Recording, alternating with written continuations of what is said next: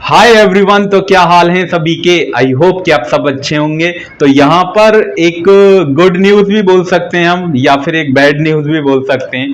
तो एकेटीयू ने बीटेक का फर्स्ट ईयर का सिलेबस स्टूडेंट पूरा चेंज कर दिया है, और वो क्या क्या चेंज हुआ है वो हम आज की वीडियो में आपके साथ डिस्कस करने वाले हैं। ठीक है ना। सभी ब्रांचेज का अलग अलग सिलेबस होगा फर्स्ट ईयर का। पहले ऐसा होता था कि जैसे हम फर्स्ट ईयर में पढ़ते थे तो सभी ब्रांचेज का जो सिलेबस था वो स्टूडेंट क्या था, कॉमन था कि अगर आपको इंजीनियरिंग मैथ फर्स्ट पढ़ना है तो ये आपको पढ़ना ही पड़ेगा, चाहे आप कंप्यूटर साइंस के हो, मैकेनिकल के हो या कोई सी भी अदर ब्रांच के हो, तो वो आपको पढ़ना ही पड़ेगा। बट यहां पर एकेटीयू ने अब क्या कर दिया है कि जो भी आपकी ब्रांच है उसका सिलेबस अलग अलग है। ऐसा बोल सकते हैं कि कुछ सब्जेक्ट जो हैं वो और अदर ब्रांच के कॉमन हो सकते हैं, या कुछ सब्जेक्ट आपकी ब्रांच के यहां पर डाल दिए गए हैं। ठीक है ना। वही सब कुछ यहां पर आप डिस्कस करेंगे हम आपके साथ। तो चलिए स्टार्ट करते हैं इस प्यारी सी वीडियो को, प्यारे से लेक्चर को। पूरी वीडियो एंड तक देखिएगा, क्योंकि बीच में ऐसा होता है कि आप जल्दी जल्दी देख के फिर क्या होते हैं कि सर मेरी समझ में आया नहीं है, कि पता नहीं जन कैसे समझाया है। तो इसलिए बिल्कुल भी स्किप ना करें, वीडियो को एंड तक देखिए। ठीक है ना।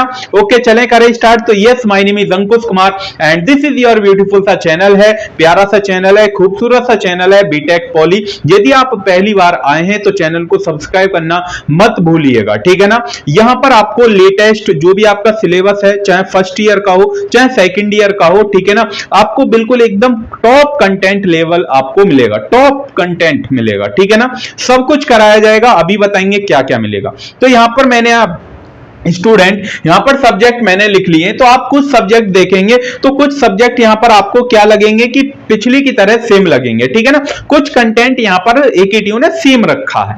जैसे यहां पर हम देख रहे हैं एकेटीयू बीटेक के फर्स्ट ईयर का सिलेबस 2026 और 27 के अकॉर्डिंग एकेटीयू ने चेंज किया है। अब वो चेंज क्या क्या है, यहां पर मैंने एक टेबल बनाई हुई है, आप देखेंगे तो यहां पर सेमेस्टर 1 के लिए मैंने एक टेबल बनाई है, और सेमेस्टर 1 में आपको कौन कौन से सब्जेक्ट पढ़ने होंगे वो मैंने यहां पर स्टूडेंट लिख रखे हैं।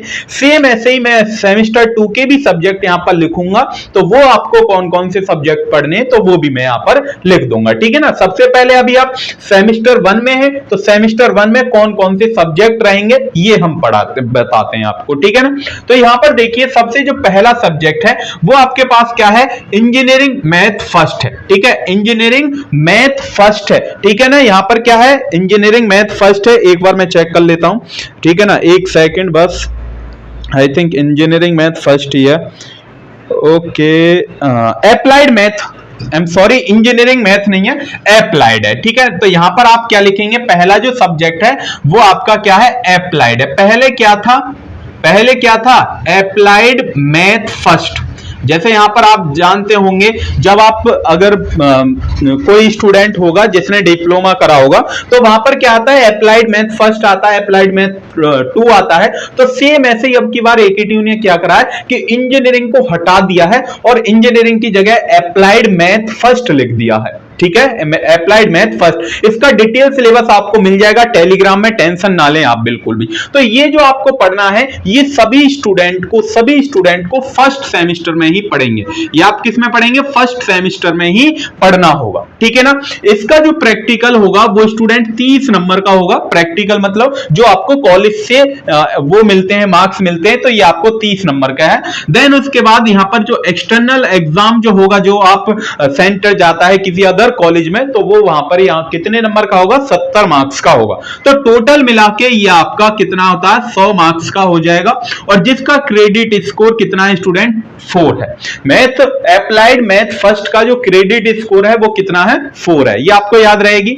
सेम उसके बाद यहां पर आप देखेंगे सब्जेक्ट नंबर 2 आपके पास क्या है, अप्लाइड फिजिक्स।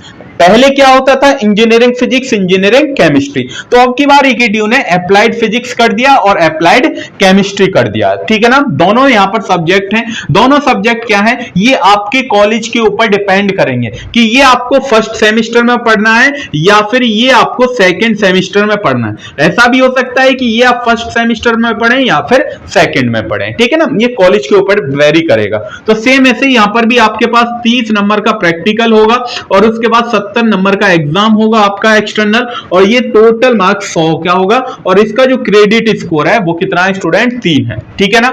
उसके बाद ये तो आपको ये जो पढ़ना है प्रोग्रामिंग लैंग्वेज, प्रोग्रामिंग लैंग्वेज ये आपको पहले ही सेमेस्टर में पढ़नी होती है, पहले ही सेमेस्टर में आप पढ़ेंगे प्रोग्रामिंग लैंग्वेज। इसमें आपकी कोई चॉइस नहीं चलेगी, जैसे इस सब्जेक्ट में, थर्ड सब्जेक्ट में और अप्लाइड मैथ फर्स्ट में आपकी चॉइस नहीं चलेगी। यहां पर आपकी चॉइस मतलब कॉलेज वालों की चॉइस चलेगी कि हाँ पहले सेमेस्टर में फिजिक्स रखनी है या फिर केमिस्ट्री रखनी है। बट यहां पर ये दोनों सब्जेक्ट क्या है, बिल्कुल फिक्स है कि आपको फर्स्ट सेमेस्टर में पढ़ने ही होंगे। तो सेम ऐसे यहां पर 30 नंबर का आपका प्रैक्टिकल, 70 की थ्योरी होती है मतलब एक्सटर्नल एग्जाम, तो टोटल 100 नंबर का, और इसका भी क्रेडिट स्कोर कितना है, 3 है। ठीक है ना। इसका डिटेल सिलेबस आपको मिल जाएगा। उसके बाद यहां पर फोर्थ जो सब्जेक्ट है वो आपके कॉलेज के ऊपर डिपेंड करता है। तो पहला सब्जेक्ट का name fundamental of electrical engineering. तो ये आप देखेंगे, अगर जो स्टूडेंट अगर किसी ने पुराना सिलेबस देखा होगा तो सेम वही सब्जेक्ट यहां पर रख रखा है। वहां पर क्या था, बेसिक ऑफ इलेक्ट्रिकल इंजीनियरिंग था, बेसिक ऑफ इलेक्ट्रिकल इंजीनियरिंग था, बट यहां पर फंडामेंटल ऑफ इलेक्ट्रिकल इंजीनियरिंग के साथ साथ फंडामेंटल ऑफ इलेक्ट्रॉनिक्स इंजीनियरिंग भी यहां पर आपको पढ़ना है। ठीक है। ये कॉलेज के ऊपर डिपेंड करेगा कि ये जो फर्स्ट इलेक्ट्रिकल है, ये जो इलेक्ट्रिकल है ये फर्स्ट सेमेस्टर में रखनी है या फिर इलेक्ट्रॉनिक्स फर्स्ट में रखनी है। ठीक है ना। एक सब्जेक्ट यहां पर आपको पढ़ना पड़ेगा। सेम ऐसे यहां पर 30 नंबर का इसका प्रैक्टिकल, 70 की थ्योरी और टोटल 100 मार्क्स का इसका क्रेडिट स्कोर भी कितना है, 3 है। उसके बाद यहां पर आप देखेंगे तो यहां पर भी फिफ्थ जो सब्जेक्ट है वो introduction to Indian knowledge system है। ठीक है ना। और उसके साथ साथ यहां पर professional communication and technical writing. तो इसमें से भी एक सब्जेक्ट आपको यहां पर रहेगा, चाहे फर्स्ट सेमेस्टर में पढ़ें चाहे सेकंड सेमेस्टर में पढ़ें, बट यहां पर ये दोनों ही सब्जेक्ट आपको पढ़ने होंगे। ठीक है ना। तो सेम ऐसे ये 30 नंबर का है और ये भी आपके पास 70 का है, टोटल यहां पर 100 है, और इसका क्रेडिट स्कोर अब की बार कितना है, 2 है।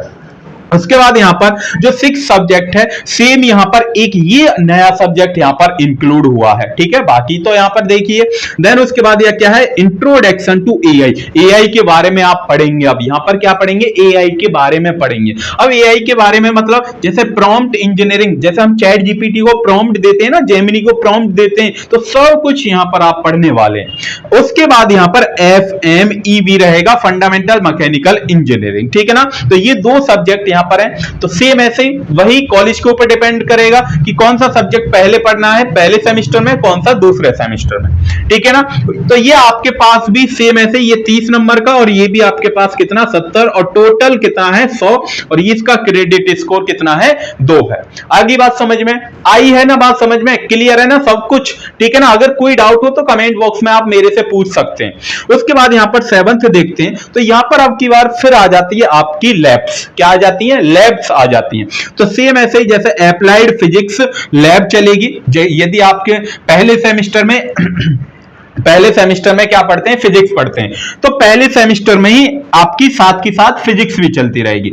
सेम ऐसे ही अप्लाइड केमिस्ट्री पढ़ते हैं तो सेकंड सेमेस्टर में केमिस्ट्री की लैब चलेगी। ठीक है ना। जो सब्जेक्ट आपके पास रहेगा सेम उसकी लैब यहां पर चलती रहेगी। ठीक है ना। इसका जो होता है ये 50 नंबर आपके क्या होते हैं, स्कूल वाले देते हैं कि आपकी परफॉर्मेंस कैसी है, लैब रेगुलर ले रहे हैं या नहीं ले रहे हैं, प्रैक्टिकल टाइम पे सबमिट कर रहे हैं या नहीं कर रहे हैं। तो ये यहां पर आपको 50 नंबर स्कूल से मिलेंगे, और 50 नंबर आपके जो प्रैक्टिकल जो आता है ना एग्जामिनर, ठीक है ना, वो वहां पर देगा। तो सेम ऐसे ही ये भी आपके पास क्या है, टोटल 100 नंबर, और इसका क्रेडिट स्कोर 1 होता है।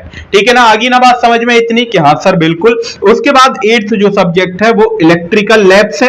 अगर आपके पास यहां पर जैसे यहां पर इलेक्ट्रिकल पढ़ते हैं तो इलेक्ट्रिकल लैब चलेगी, यदि आप इलेक्ट्रॉनिक्स पढ़ते हैं तो इलेक्ट्रॉनिक्स लैब यहां पर आपको कराई जाएगी। सेम ऐसे ही इसका भी कितना है, 50 का है, ये भी 50 का है, और टोटल 100 का, इसका क्रेडिट स्कोर 1 है।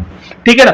अब बात करते हैं यहां पर ये है, तो ये भी नई लैब है। ये क्या है, आपकी लैब है। देखिए computer aided engineering drawing labs आप बोल सकते हैं कि हाँ ये ड्राइंग लैब है। ठीक है ना। सेम यदि आप पहले सेमेस्टर में ये पढ़ते हैं तो सेकंड में यहां पर आप देखिएगा ये स्लैश लग रहा है, ये कुछ स्लैश टाइप है। ठीक है ना। तो यहां पर इनोवेशन डिजाइन थिंकिंग लैब, तो ये आपको सेकंड सेमेस्टर में पढ़नी होगी, ठीक है ना। अगर आप ये पहले सेमेस्टर में पढ़ने होते हैं तो ये भी आपको सेकंड सेमेस्टर में पढ़नी होगी, ठीक है ना।